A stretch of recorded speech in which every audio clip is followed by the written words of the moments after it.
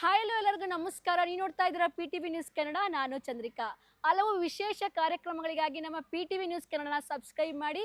ಯಾರೆಲ್ಲ ಸಬ್ಸ್ಕ್ರೈಬ್ ಮಾಡಿ ನೋಡ್ತಾ ಇಲ್ಲ ಅವರೆಲ್ಲ ದಯವಿಟ್ಟು ಸಬ್ಸ್ಕ್ರೈಬ್ ಮಾಡಿ ನೋಡ್ತಾ ಅಂತ ಹೇಳ್ತಾ, ಇವತ್ತಿನ ಪ್ರಮುಖ ಸುದ್ದಿ ಏನಪ್ಪಾ ಅಂತಂದ್ರೆ ಸಿಲಿಂಡರ್ ಬ್ಲಾಸ್ಟ್ ಆಗಿರುವಂಥದ್ದು. ಎಸ್, ಬೆಂಗಳೂರು ನಗರದ ವರ್ತೂರು ಸಮೀಪದಲ್ಲಿರುವಂತಹ ಒಂದು ಗುಂಜೂರು ಪಾಳ್ಯದಲ್ಲಿ ಸಿಲಿಂಡರ್ ಬ್ಲಾಸ್ಟ್ ಕೂಡ ಆಗಿರುವಂಥದ್ದು. ಈ ಒಂದು ಸಿಲಿಂಡರ್ ಬ್ಲಾಸ್ಟ್ ಆಗಿರುವಂಥದ್ದು ಸುಮಾರು ಇಲ್ಲಿ ಹಲವಾರು ಕಾರ್ಮಿಕರು ವಾಸ ಮಾಡ್ತಿರುವಂಥದ್ದು ಆ ಒಂದು ಶೆಡ್ ಅಲ್ಲಿ ಈ ಒಂದು ಸಿಲಿಂಡರ್ ಬ್ಲಾಸ್ಟ್ ಆಗಿದೆ. ಆದ್ರೆ ಇದಕ್ಕೆ ಪ್ರಮುಖ ಕಾರಣ ಏನು ಅಂತ ಕೂಡ ತಿಳಿದು ಬಂದಿಲ್ಲ.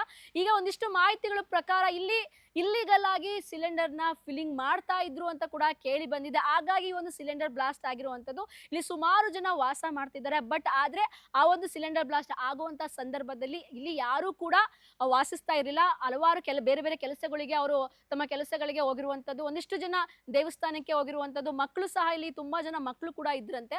ಆದ್ರೆ ಮಕ್ಕಳು ಕೂಡ ಹೊರಗಡೆ ಆಟ ಆಡ್ಲಿಕ್ಕೆ ಹೋಗುವಂತ ಸಂದರ್ಭದಲ್ಲಿ ಆ ಒಂದು ಶೆಡ್ ನಲ್ಲಿ ಸುಮಾರು 15 ಸಿಲಿಂಡರ್ಗಳು ಒಂದೇ ಬಾರಿಯಾಗಿ ಸ್ಫೋಟಗೊಂಡಿರುವಂಥದ್ದು.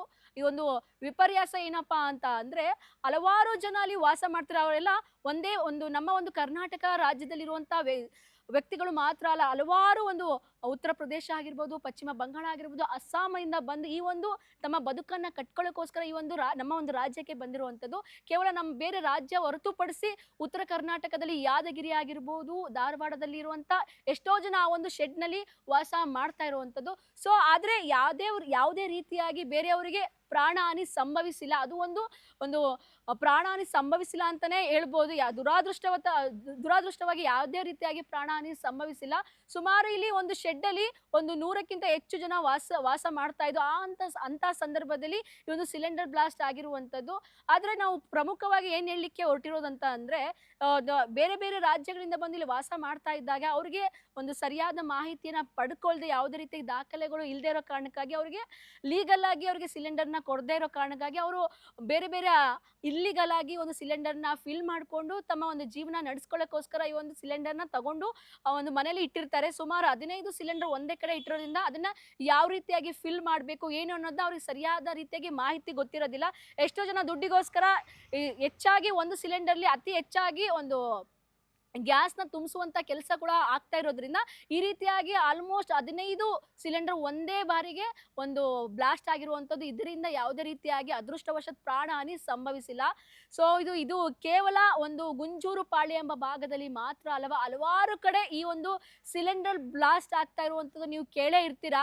ಜಸ್ಟ್ ಒಂದ್ ಕಡೆ ಸಿಲಿಂಡರ್ ಬ್ಲಾಸ್ಟ್ ಆಗಿರುವಂಥದ್ದಾಗಿರ್ಬೋದು, ಇನ್ನೊಂದು ಕಡೆ ಸಿಲಿಂಡರ್ ಸೋರಿಕೆ ಅಂತ ಕೂಡ ಕೇಳ್ಪಟ್ಟಿರ್ತಾರೆ. ಇದರಿಂದ ಸಾವಿರಾರು ಜನ, ಎಷ್ಟೋ ಜನ ತಮ್ಮ ಪ್ರಾಣವನ್ನೇ ಕಳ್ಕೊಂಡಿರೋದುಂಟು. ಹಾಗಾಗಿ ದಯವಿಟ್ಟು ಇದಕ್ಕೆ ಸಂಬಂಧಪಟ್ಟ ಅಧಿಕಾರಿಗಳಾಗಿರ್ಬೋದು, ಯಾರೆಲ್ಲ ಕ್ರಮವನ್ನ ವಹಿಸಿ ಮುಂದಿನ ದಿನಗಳಲ್ಲಿ ಈ ರೀತಿಯಾದಂತ ಯಾವುದೇ ರೀತಿಯಾಗಿ ತೊಂದರೆ ಆಗದೆ ತಮ್ಮ ಪ್ರಾಣಕ್ಕೆ ಕುತ್ತು ಬರುವಂತ ಕೆಲಸಗಳು ಆಗಬಾರ್ದು ಅನ್ನೋದೇ ನಮ್ಮ ಒಂದು PTV ನ್ಯೂಸ್ನ ಕಳಕಳಿಯಾಗಿದೆ.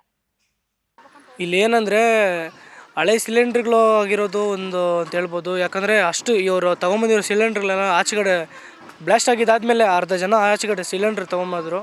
ಎಲ್ಲ ಹಳೆ ಸಿಲಿಂಡ್ರ್ಗಳು ಮತ್ತು ಯಾವುದು ನಮ್ಗೆ ಗೊತ್ತಿರೋವಂಥ ಸಿಲಿಂಡ್ರ್ಗಳು ಯಾವುದೂ ಇಲ್ಲ. ಎಲ್ ಪಿ ಯಾವುದು ನಾವು ಇಂಡಿಯನ್ ಗ್ಯಾಸ್ ಆಗಿರ್ಬೋದು ಯಾವುದಿದೆ ಆ ಥರದ್ದು ಯಾವುದೂ ಇಲ್ಲ. ಎಲ್ಲ ಲೋಕಲ್ ಸಿಲಿಂಡ್ರ್ಗಳನ್ನ ತಂದು ಯೂಸ್ ಮಾಡ್ತಾಯಿದ್ದಾರೆ ಇವರು. ಇದ್ರ ಮೇಲೆ ಸ್ವಲ್ಪ ಕ್ರಮವನ್ನು ತೆಗೆದುಕೊಳ್ಬೇಕು. ಮತ್ತು ಇಲ್ಲಿ ಯಾರು ಅವ್ರಿಗೆ ಜಾಗ ಕೊಟ್ಟಿದ್ದಾರೆ ಅವರು ಸ್ವಲ್ಪ ಎಚ್ಚೆತ್ಕೊಂಡು, ಇಲ್ಲಿರುವಂಥ ಸ್ಥಳೀಯರು ಬೇರೆಯವ್ರು ಯಾರಿದ್ದಾರೆ ಎಲ್ಲ ಊರವ್ರಿಗೆ ಸಮಸ್ಯೆ ಇದು. ಯಾಕಂದರೆ ಜೀವ ಅಂದರೆ ಎಲ್ಲರದ್ದು ಒಂದೇ ಅಲ್ವಾ. ಅದಕ್ಕೋಸ್ಕರ ಇದನ್ನು ಸ್ವಲ್ಪ ಸೂಕ್ಷ್ಮವಾಗಿ ಇದನ್ನು ತೊಗೊಬೇಕು ನೀವು. ಮತ್ತು ಇದಕ್ಕೆ ಒಂದು ಸೇಫ್ಟಿ ಮೆಷರ್ಸ್ನ ಕೂಡ ನೀವು ಫಾಲೋ ಮಾಡಬೇಕು.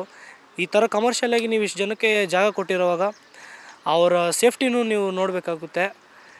ಯಾಕಂದರೆ ಇಲ್ಲಿ ಇವತ್ತಾಗಿರೋ ಘಟನೆ ಇನ್ನು ಬೇರೆ ಕಡೆ ಎಲ್ಲೂ ಆಗೋದು ಬೇಡ.